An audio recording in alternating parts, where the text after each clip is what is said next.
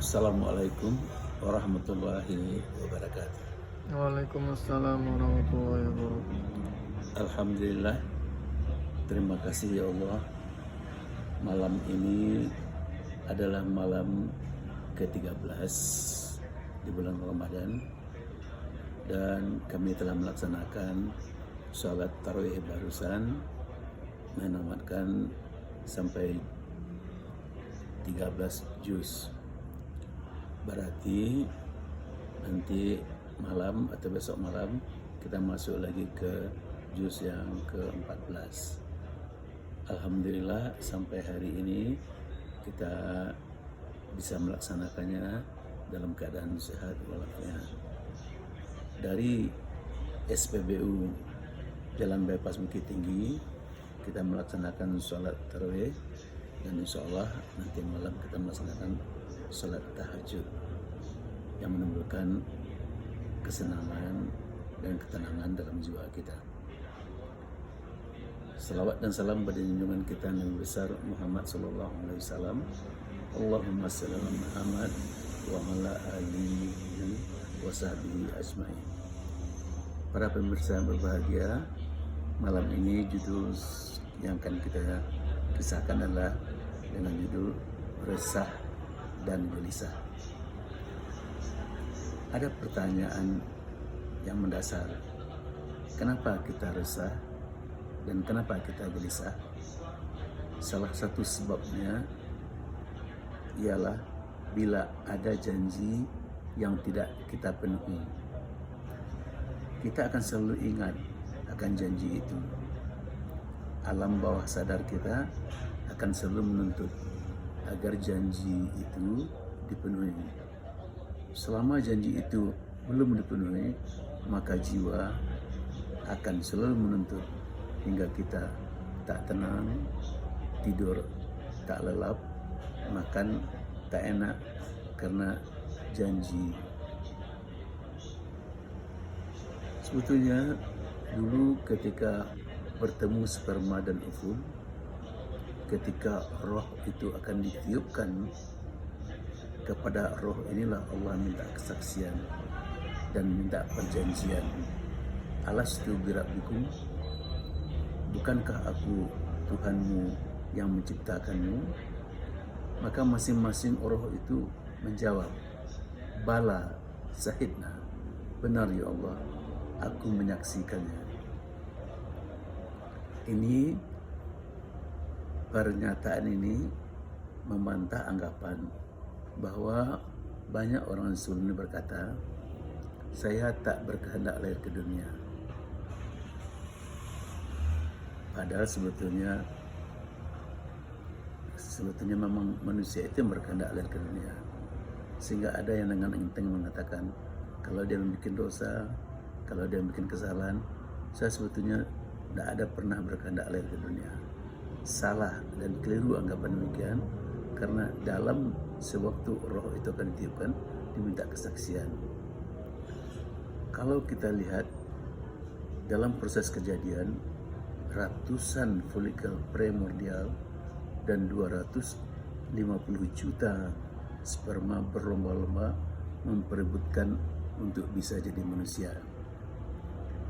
Makanya kita yang berkehendak untuk lahir, sehingga dengan biduk yang manapun kita mau ikut. Kadang-kadang kita terlahir sebagai anak tukang angkat, kadang-kadang kita terlahir sebagai anak guru, kadang-kadang kita terlahir sebagai anak pejabat. Kita nggak bisa memilih, semua ditentukan. Maka kita menurut, mau lahir ke dunia, mau dengan tukang angkat, mau dengan tukang becak, mau. Makanya semua itu Allah memberikan syarat, dan kita berjanji memenuhi syarat yang diberikan oleh Allah, sehingga kita akan gelisah ketika janji yang kita lafazkan itu kita tidak bisa memenuhinya. Begitupun ketika meninggal dibacakanlah inna lillahi wa inna ilaihi rajiun. Dalam kalimat inna lillahi wa inna ilaihi rajiun itu tersimpul dua pengertian, bahwa Allah adalah asal, sekaligus Allah itulah tujuan kita. Darinya kita datang, kepadanya kelak kita akan kembali, dan sesungguhnya untuknya lah segala persembahan dan pengabdian ini.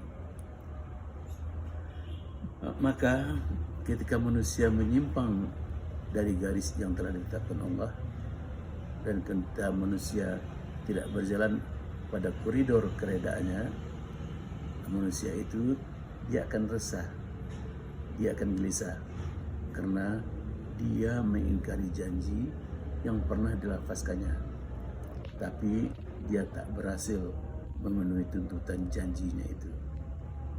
Para pemirsa, makanya manusia dimanapun mereka berada, suka dan tidak suka, dia akan selalu dan berusaha mencari Tuhannya. Kalau tidak, maka manusia itu akan tetap resah dan gelisah.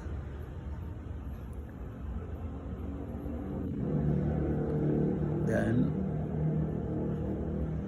ketika saya memberi pengajian di Masjid An-Nur, kebetulan di satu hari hujan, dan saya tanya jemaah subuh itu, apakah kenapa hari hujan datang juga? Mereka menjawab semuanya memenuhi panggilan ilahi. Semoga kami telah terbiasa memenuhi panggilan ilahi. Kalau telah terbiasa memenuhi panggilan ilahi, sehingga kita tidak canggung ketika datang panggilannya yang terakhir. Kemudian menjalin tali silaturahim sesama jemaah, begitu tanpa disadari semuanya mencari Allah yang Ar-Rahim itu. Makanya dalam hidup manusia itu, ia selalu ingin menemui Allah, memenuhi janji yang pernah dilafazkannya. Ketika manusia bisa menekan dan memenuhi janji yang dilafazkannya, ketika itulah dirasakannya hatinya yang penuh kedamaian, pikiran penuh ketentraman, perasaan yang penuh dengan ketenangan. Dan itulah kebahagiaan. Kebahagiaan ketika di hati ada kedamaian, di pikiran ada ketentraman, dan di perasaan ada ketenangan. Percuma harta yang banyak, percuma pangkat yang tinggi, kalau di hati tidak ada ketenangan. Makanya untuk mencapai itu, ingatlah pesan Rasul, irhamu fil ard yarhamkum fis sama. Kasihanilah yang di bumi, maka yang di langit akan mengasihi. Rasakanlah nikmatnya dalam memberi dan meringankan beban orang lain. Kebahagiaan itu dikaitkan dengan kemampuan kita membahagiakan orang lain.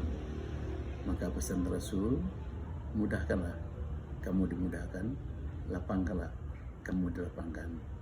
Bila anjuran di atas itu kita amalkan, kita akan mendapat kesehatan jasmani, rohani, lahir dan batin, dan kita kuat melaksanakan janji yang pernah kita lafazkan.